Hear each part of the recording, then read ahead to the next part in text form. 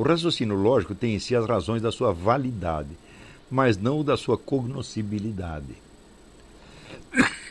Ou seja, a lógica é um conjunto de regras que permite você verificar a validade de uma conclusão em face de uma premissa colocada antes. É só isso e nada mais. Ou seja, é a coerência do discurso. Então, o que você obtém na análise de um raciocínio lógico é a sua validade ou invalidade, nunca a sua veracidade. Né? Veracidade lógica quer dizer apenas validade.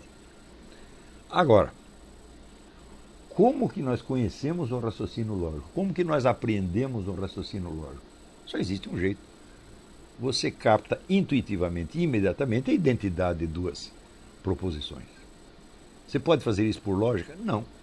Porque para fazer por lógica, você teria que dissolver aquele raciocínio num outro, e num outro, e num outro, e num outro, e isso não terminaria nunca.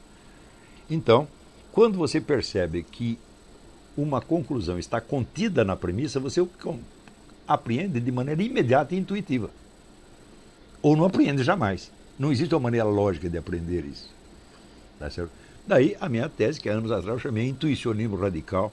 Quer dizer, não existe conhecimento racional. O conhecimento é intuitivo ou não é? Nada. E intuição significa percepção imediata de uma presença. Quando eu digo, todo homem é mortal, Sócrates é homem, portanto Sócrates é mortal, eu estou percebendo intuitivamente e imediatamente que esta conclusão está contida na premissa. Não existe um modo lógico ou analítico de perceber isto. Ou eu percebo de uma vez ou não percebo jamais. Portanto, o fundamento do conhecimento racional é uma percepção intuitiva imediata, percepção de uma presença. Você pode perceber a presença, por exemplo, de um elefante que está ali, ou como você pode perceber a presença de uma proposição dentro da outra. Então, é um objeto puramente mental, mas a sua identidade, ou o fato de que uma está contida na outra, é percebido por uma presença. Essas duas sentenças estão presentes na sua mente e você percebe que uma é a outra, ou que uma contém a outra. Né? Portanto, todo conhecimento é intuitivo ou não é nada. Quando você fala em conhecimento racional, você está falando apenas de esquemas de possibilidades que lhe parecem mais razoáveis. Mas mesmo essa razoabilidade, como é que você percebe? Como é que você percebe que um raciocínio, que uma demonstração é razoável? Ou você percebe intuitivamente ou não percebe jamais. Portanto, a famosa distinção que a filosofia clássica admitiu durante séculos, que existe um conhecimento intuitivo e um conhecimento racional, isso aí cai por terra. Todo conhecimento é intuitivo ou não é absolutamente nada. Também, quando nós dizemos isso, sempre vai aparecer algum desses teólogos de botequim e está querendo dizer, você está afirmando o irracionalismo. Você está querendo dizer que o conhecimento de Deus é por uma intuição interior, por uma experiência interior. Eu não estou falando nada disso, estou falando uma coisa completamente diferente. E não estou falando com analfabeto. Se você não consegue entender o que eu estou falando, vai ser o lugar na cozinha. Se houver ali um espaço para você na cozinha, mas certo é no banheiro, dentro da privada. Tá certo? Então, como dizia a Leila quando era pequenininha, vai para lá dentro. Né? Não me amola. Ou entende o que eu estou falando ou não vem discutir. Né? Quer dizer, entre isto que eu estou dizendo e qualquer das teses modernistas que foram condenadas pela igreja, existe uma distância assim, imensurável. Uma coisa não tem nada a ver com a outra, mas tem gente que julga as coisas pelas palavras que você usa. Se você usou a palavra intuição, então ele é um discípulo do Henri Bergson, ele entrou aí no irracionalismo, etc. Ele entrou no modernismo. Só porque você usou uma palavra. Né? Então, o raciocínio lógico seria impossível sem a percepção intuitiva da igualdade de duas proposições. Não há conhecimento racional, só conhecimento intuitivo. Todo o racional, ele existe, é claro, mas ele é fundamentado no intuitivo, na percepção imediata de uma identidade. Como percebo a unidade de duas proposições num silogismo? É por outro silogismo, e mais outro ainda, ou é por uma intuição imediata da forma? Claro que é por uma intuição imediata da forma. Intuição é a percepção imediata de uma presença. O que é uma presença? É um aqui e agora. Isso quer dizer que você só percebe quando a coisa está na sua frente. Por exemplo, você só percebe a identidade de duas proposições quando você está pensando nelas. Se você parar de pensar nelas, você não percebe mais nada. Tá certo? Então, como você tem, vamos dizer, esta percepção imediata da identidade e você tem o conhecimento dos princípios lógicos da validade das proposições, tá certo? Então, você é capaz de perceber que uma determinada proposição é não somente válida, mas verdadeira. Né? Por baixo ou para além da intuição, só existe o conhecimento por presença que a torna possível. Qual é a distinção entre intuição e conhecimento por presença? A intuição só acontece no momento em que acontece. Mas se os objetos não estivessem permanentemente presentes, não aconteceria intuição alguma. Né? Por exemplo, eu posso conceber que somente aquilo que eu estou intuindo agora existe. Por exemplo, eu percebo, eu estou pensando num silogismo, vejo lá, todo homem é mortal, Sócrates é homem, portanto Sócrates é mortal. Eu falo, Sócrates é mortal, já estava contido na premissa. Então, isso eu estou intuindo agora, não estou intuindo mais nada. Eu não estou intuindo nem que eu existo, nem que o mundo existe, nem que Sócrates existiu, e nem que eu estou lendo isso.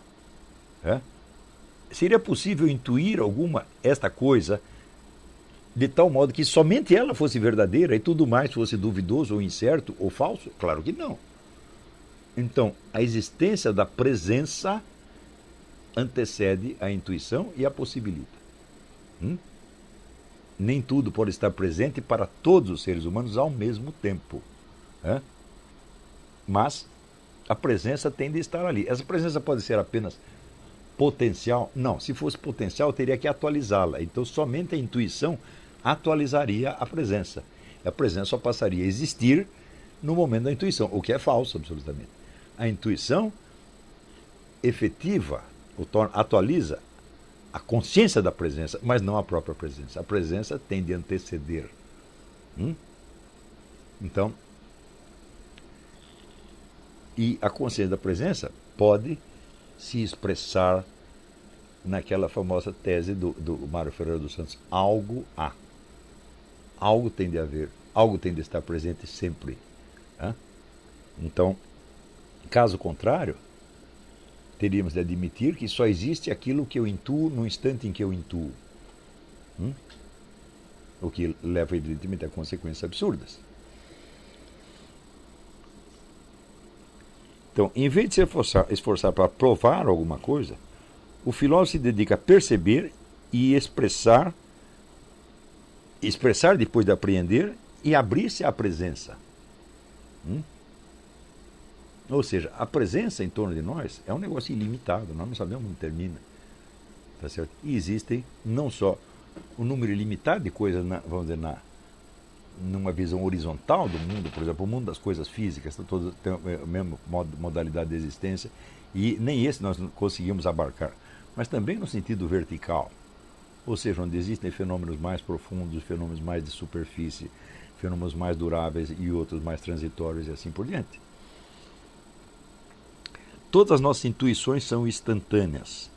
Só o conhecimento por presença me informa da continuidade do mundo. Eu posso perceber a continuidade do mundo? Não posso perceber. Mas sem ela eu não poderia ter intuição alguma. Então existe uma consciência de presença que antecede a intuição. Ela não é uma conclusão que você tira. Ou seja, primeiro você tem uma intuição e depois você analisa a intuição e diz: se não existisse a presença eu não poderia ter a intuição. Claro, você pode concluir isso depois, mas o conhecimento da presença não é resultado dessa conclusão, resultado dessa análise posterior. Essa análise posterior só confirma o que você já sabia antes, ou seja, que existe a presença. Então, o conhecimento por presença é a base de tudo, da intuição, da racionalidade e até dos erros. Então, todo mundo tem o conhecimento por presença. E o conhecimento por presença é, sobretudo, de uma presença ilimitada. Nós sabemos que aquilo que está presente não é limitado por aquilo que eu sei. Porque se fosse limitado por aquilo que eu sei, então isso quer dizer que a forma do existente, a forma da realidade, seria a mesma forma da minha mente. E eu não poderia aprender nada de novo. Ou seja, só aquilo que eu já sei existe. E o que vem em seguida? O que vem em seguida não existe. E nós sempre sabemos que, para além do que sabemos, há outras coisas que não sabemos, mas podemos saber. Se não soubéssemos disso, não tentaríamos aprender nada. Né? Ou seja, o esforço de aprender, a tentativa de aprender, já mostra que existe a consciência da presença. Então, entende? Tudo isso é muito claro depois que a gente explicou. Mas, no início, a ideia de conhecimento por presença, né, pode parecer até esquisita. O conhecimento por presença é de fato você saber algo que você não sabe. Né? Mas eu digo, isto existe. Você saber algo que não sabe existe, porque você não sabe algo que não sabe, você não pode vir a saber coisa nenhuma. Quer dizer, você sabe que existe a presença, você não sabe o que é. Né? Mas a presença está sempre aí. Né? Só o conhecimento por presença me informa da continuidade do mundo. A razão pode reforçar as razões de crer nela, mas não pode prová-la, já que toda possibilidade de prova se assenta nessa mesma continuidade. Porque se eu não acredito na continuidade do real, como é que eu posso provar o que é que seja? Como é que eu posso provar, quando chego na conclusão do raciocínio, como é que eu posso provar que ainda é o mesmo raciocínio? Né? Ou seja, se não houve uma continuidade no tempo, acabou a prova. Né? Então, vamos dizer, essa maneira de provar é coisa de contabilistas e policiais, você está entendendo? E gente que gosta de discutir. Discutir, às vezes, é importante para você provar uma coisa, tenta provar uma coisa, tenta provar para um outro. Ou seja, a busca da prova não é a busca do conhecimento. A busca da prova é apenas uma habilidade de comunicação. Tá certo? Ou serve, às vezes, para você verificar retroativamente algo que você já sabe. O filósofo pode estimular a intuição para que seus ouvintes percebam o que ele percebeu, mas não provar algo a quem não percebeu nada. Você vê, tudo isso que eu estou falando, desde que eu comecei essa aula, tudo se baseia no quê? Na sua memória. Na memória que você tem das suas experiências.